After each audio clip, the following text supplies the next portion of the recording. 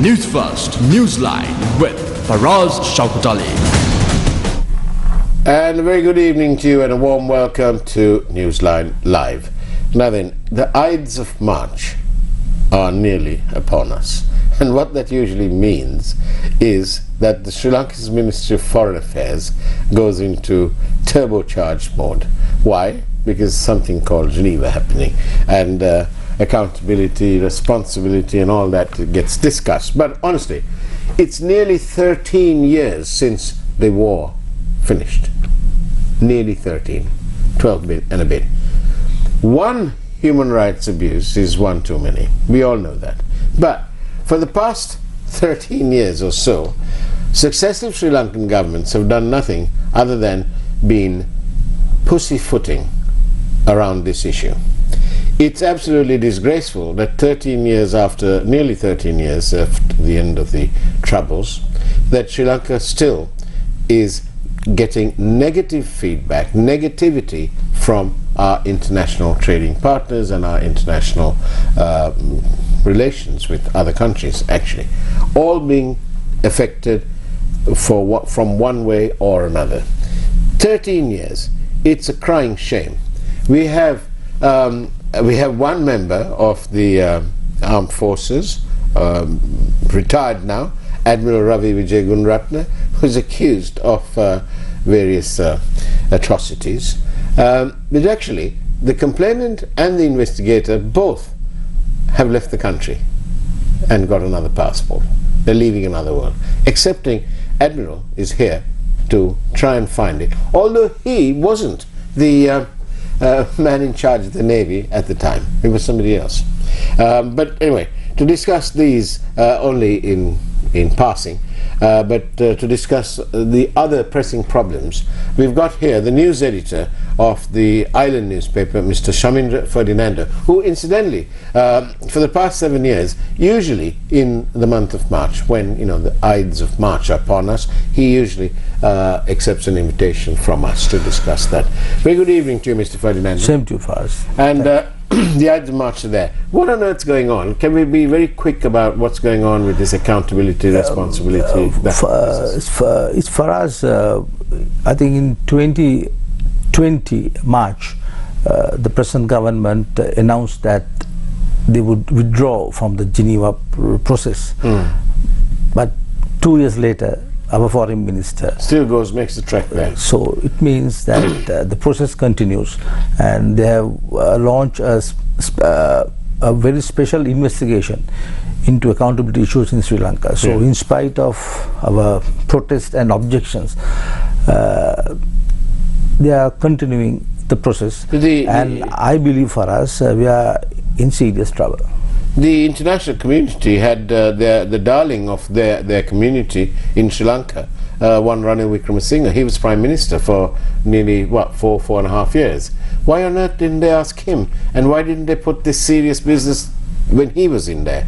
If he's the champion of democracy and all of that, why didn't they do that then? For us, actually, it was during Mr. Wickremesinghe's time, the government of Sri Lanka co-sponsored the Geneva resolution, and Mr. Wickremesinghe and the late foreign minister. What did they deliver?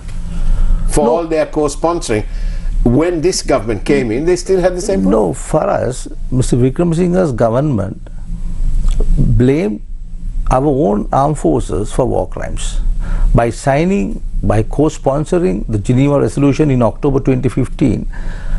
The Wickremesinghe Sirisena administration betrayed the Sri Lankan armed forces.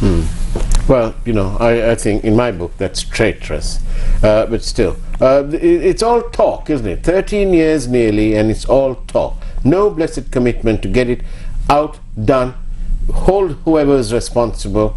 If they did something wrong, then they need to be tried, convicted. If they have to be jailed, they have to be jailed. And if they have to be pardoned, they can be pardoned. But, let's get it going. For us, I think we should remind the international community that the Tamil people of Sri Lanka living in the and the East voted for General Fonseca, who defeated the LTT. I mean, he led the armed forces, right? So, having voted for Field Marshal Fonseca at the 2010 election, at the presidential election, they still continue to blame the Sri Lankan armed forces for human rights violations. That's been silly. Shamindra, Ferdinando, you know, amongst these Ides of March and Geneva and all that business, where they go and spend some more money, more dollars up, you know, spend more dollars that we apparently don't have. Have you noticed all the protests, all the queues? You know, there's one particular photograph that was rather touching. We had one set of queue going towards the petrol station and another queue which is going towards the passport office. For us, I think before I answer that question, we should focus on what happened today. You know, a section of the government called a media briefing today and declared that they are on their own, right? So I think it's a very serious development. Now, of the, I think 15 or 16 political parties and groups in the SLPP administration, about 10 are now operating as opposition group. So I think it's a very serious development with the economy in serious trouble, and we are unable to meet our commitments both here and abroad. I think this political situation will create additional problems for this government, and it has sort of weakened this administration. So by changing the 2 or 3 ministries, isn't it a case of changing the pillows for a headache? No, I think the government is under tremendous pressure, right? Because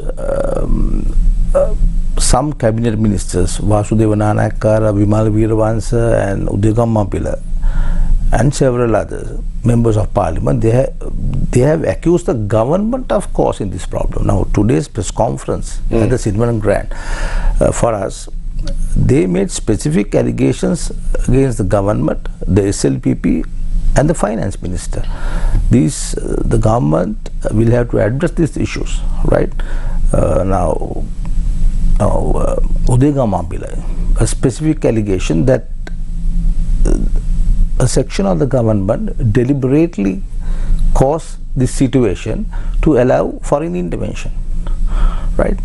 Now, to allow foreign intervention. So now I think that's a very serious accusation for us. Now that sort of accusation was earlier directed at the late Mangala Samaraveera, then Mr. Ranil Wickramasinghe, I mean the UNP. Right now, some of the people who voted for the 20th Amendment and worked with this government and brought the SLPP into power, when they allege their own leaders are cooperating with international elements to destabilize the government, the country, I mean, it's a very serious charge.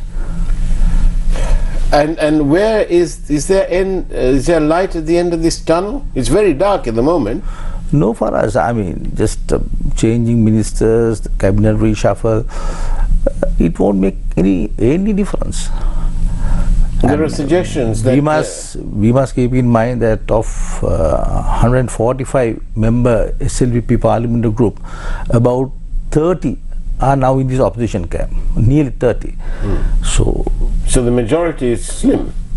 Yes, they still have a simple majority in parliament, but I think they are under pressure. They are under tremendous pressure because in spite of the promises, repeated, I mean assurances given by the government, the situation will be normal, that the situation is under control, but I think it is going to get worse, far worse. It's going to get far worse. And what is the answer? There's no answer for us because we don't have dollars, right? You know, for us, if this government, if we can solve this problem by printing money, right? But you need goods to use that money. No, modern monetary I theory. think some people felt they can solve the problem by printing money, right? Billions. We don't, But unless we get the Saudis to accept rupees for the oil. No, for us, we cannot print US dollars, no. So Yeah. that's the whole issue. Yeah. So it's a very, very unfortunate So situation. in your analysis, what do you think is on the cards? Do you think that with this loss of support from various members of the SLPP, do you think that the government will be tempted to go for a snap election? They're unlikely to say, all right, then come on, you guys, you come on. For us, don't forget, they postpone the local government elections, right? Because they are scared to face the people. Yeah. So, general elections, I remember unlikely. the same thing with the Apandanista government. They too 2018, yeah, and they were beaten. Yeah. And I think at the moment, the people are furious with this government. They are furious. Furious in terms of what? Everything for us. I mean, the cost of living, the hospitals on strike. See, I think people have nothing to be happy of today. The situation is so bad, right? And on top of that, the situation is so bad, and then you have things like, the repeal of the PTA and considerations about that. And then today we had the information come out of that special High Court, the trial at bar, that the Public Property Act charges against various people involved in the so-called bond matter will be dropped, or that it cannot be, they've ruled that it cannot be sustained. But Shamindra, Ferdinando, I have a simple problem, and I don't know whether you can explain it. But certainly I'd like it explained.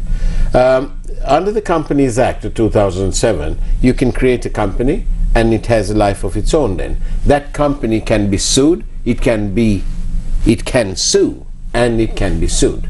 So it's a separate entity. It's like a being, and it needs officers to run it. And so if that company, if the law seems to be anomalous or not very clear, then surely it is incumbent upon our Attorney General department to seek the intervention and the interpretation of that particular point, and that interpretation can only be done by the Supreme Court. 100% true for us, but at the same time I must point out the cases filed by the Attorney General's Department and the Bribery Commission. Almost 60 cases have been dismissed over the past 2 years. Right.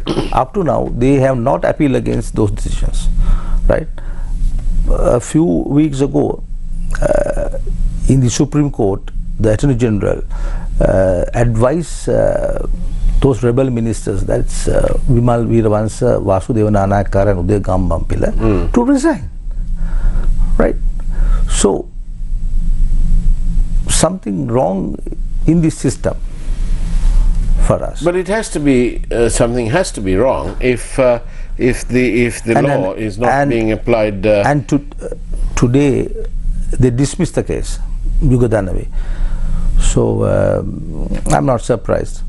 I think it's all part of this overall campaign game or whatever you like to call it, right?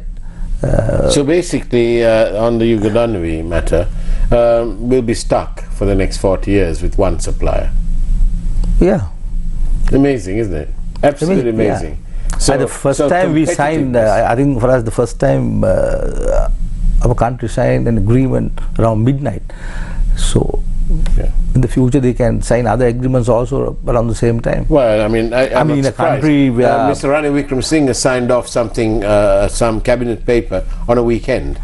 Something to do with the highways. I remember that. So this happens. Doesn't matter which force is in play, whether it's the SLFP, SLPP, or the UNP, or whoever. The game continues. The game continues. The game continues. Yes. And it's all a game. And there is no commitment. I'm sorry, but no, I'm not sorry. I'm sad. I'm sad that there is no commitment. And disappointed. Absolutely disappointed.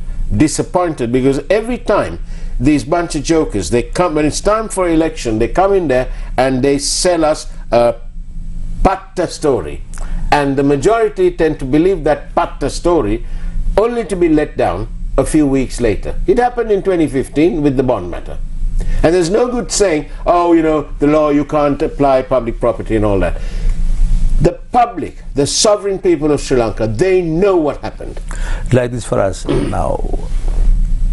A few weeks ago, the Justice Ministry issued a statement of the Justice Minister visiting Singapore on a 2 or 3 day visit where he discussed various matters. Interestingly, now I thought when you received a press statement from the Justice Ministry, they would talk about Arjuna Mahendran matter, whether we raised the issue with the government of Singapore. No, not a word.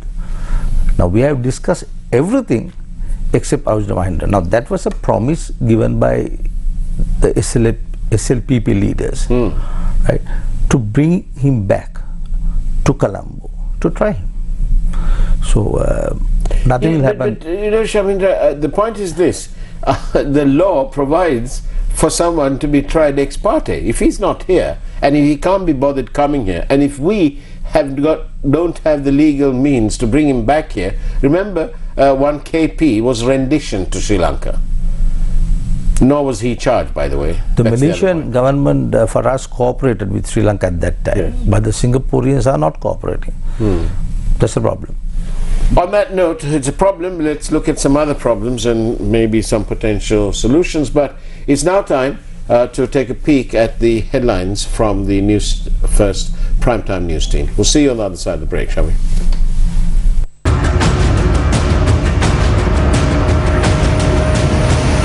Newsfirst Newsline with Faraz Shaukat Ali.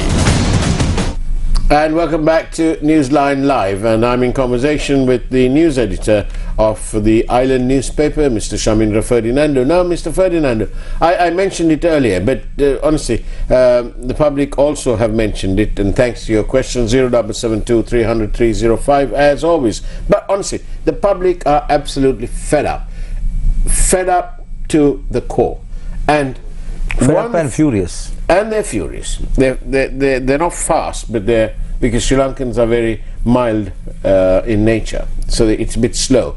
But then their fury comes out with tremendous force. Now then, that photograph I told you about with 2 queues, you know, one queue going towards the petrol shed, the other queue going towards the passport office. So to me, it appears to me, you don't get a passport just for fun, do you? You don't go and stand out in the sun and inside and all that business just because mata gaman balapatra tino. Mokada the gaman balapatra ganni. People, for us, I think the young people, they want to leave this country, right? But the families, the ordinary people have totally lost faith in the system. The waste, corruption, mismanagement, and all the robberies taking place, right? With the parliament turning a blind eye. Yeah. Right. And now, recently, the recent statements made by the Auditor General indicates the pathetic situation as regards the public sector finance for us, right? So no wonder the people do not have enough to eat, right? They cannot meet their bills, the basic things. But Shamindra, don't these blessed politicians, including those people who call themselves the opposition, do they understand what on earth is going on through the population's head? There's some fellow who's just committed suicide because he couldn't pay a loan, 10,000 rupees or something like that. You know, how much more can they continue to borrow and carry on? Yeah, it's a pathetic situation for us. I mean, now we talk about one country, one law, right? Now, one interesting development, they have done away with price control, so people can buy and sell anything, so there's no state intervention. Now, do you know the difference between a liter of petrol at Lanka IOC, that's the Indian government enterprise, and Sipetco? 27 rupees for us. Then the difference between petrol or diesel sold at Lanka IOC and Sipetco, right? 17 rupees, right? So there's something wrong with our system. Something wrong with our system. The people who have millions, the politicians, their henchmen, their groups, they are all right. The henchayas are okay, aren't they? Now today there was a statement issued by the Central Bank advising the government to immediately increase power and fuel prices. Yes. Right? So they don't care. They don't care. Right? So I think the people will take advantage of the next election at any level to teach these politicians a good lesson. But where? Can you see the alternative yet? Of course, I cannot mention any political parties for us, but the political party system, all the political parties represented in the parliament, they have failed. All of them. I've got one viewer who's sending me a message. I don't know if this is verifiable or not, but I'll read it out. One country, one law, but no power cuts in Mirihana. We wonder why. Certain areas, Mirihana, I'm sure, because President Gotabaya Rajapaksa lives. They can give him a generator. It's okay to we need him, so because he's the president, he can have a Jenny. Yeah, certainly. Yeah. So this one country, one law, it's becoming a bit of a joke, because you have the proposed surcharge tax, right, where a special class of people have been created, 62 or 63 companies. They have to pay an additional 25% on previous profits retrospectively. yeah. But those fellows must have distributed their dividends, paid 14% on that, yeah, and then they would have expanded, they would have given their people promotions, taken on new staff, invested money in new factories, and so on and so forth. Now they say, come on guys, cough up 25%. And the opposition are very silent. There's more to Sri Lanka than farmers. I think for us, the opposition moved the Supreme Court against that move. On one point only, on the EPF ETF, which anyway was an easy win, because the finance minister had assured the cabinet that the changes will be made at committee stage, and the AG said so as much. So what's the point of going there? Is it just for optics? The whole point of this is Article 12 of our Constitution, equality for all before the law. You and I need to be treated the same as anyone else, and that's the point. And it appears to me that what's sauce for the goose is not sauce for the gander at the moment in Sri Lanka. Yeah, but I think the government too needs money, right? Yes, but it must be equitably raised. It cannot be done irrationally. Farah, you cannot tax the ordinary people, right? We're not talking about the ordinary people. We're talking about companies that have made profit or high-earning individuals. They must be taxed, but they must be taxed rationally and in an intelligible manner. The discrimination, if there is, must be intelligible, not unintelligible. All they had to do was have a slab system. Nobody would be talking about anything, because if you have a slab system, everyone pays. And everyone pays according to the slab they're on. Yeah. You may earn 3 million a month, and I might just earn about 100,000. So you pay at your slab and I pay at my slab. That's what's more, it's called the ability to pay. Good suggestion, but that will never be implemented in this country. Why? Because we run and thrive on inequity? For us, this move was made by the UMP also, but they blocked that. It doesn't really matter who made it, and this is the whole point. It doesn't matter which government is in play. The Constitution must be upheld. The Constitution promises me that I am equal to you. For us, they violate the Constitution almost on a daily basis, no? So why are you surprised on this issue only? Well, you know, I want to ask you this. Whom do you want the people to vote for anew? You cannot vote for individuals to form a government.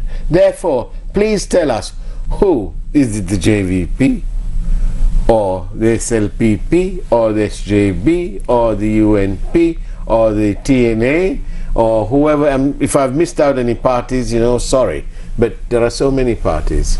No, I cannot suggest anybody for us. No, that wouldn't be right. Because I don't have faith in the system. Ah, yes. But will you be voting at the next election? No, the last election for us, 2019 and 2020 August, I voted for SLPP. Now Are you disappointed? I did. I am disappointed. Right. So any specific disappointments you want to tell me? We are in a mess today. Total mess. Okay, let me play the side of the government then. We're in a mess, but we didn't know COVID was coming. For us, you cannot blame the situation only on COVID. That's true, because Bangladesh had COVID, India had COVID. Yes. COVID is no excuse, right? COVID crisis caused a lot of problems for us. That's true. We lost our revenue sources. I agree, but still, the level of corruption hasn't stopped. It's far worse. It's far worse.